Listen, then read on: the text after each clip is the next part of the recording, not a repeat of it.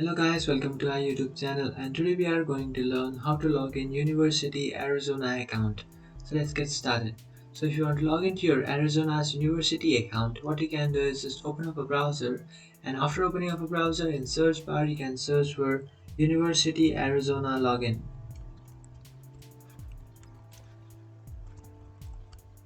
And after searching for that, you will come up to this page where you can just scroll down and then tap on this option which says UAGC student login, and then it will take you to Arizona University's login page, and over here you can enter your username and password.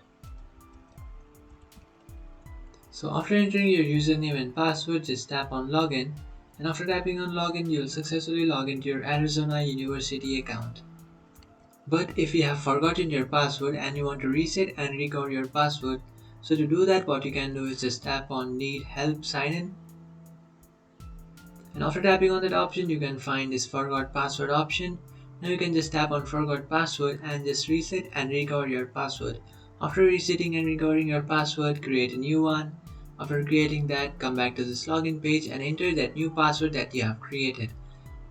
And after entering that new password, what you can do is just tap on login, and after tapping on login you will successfully log into your Arizona University's account.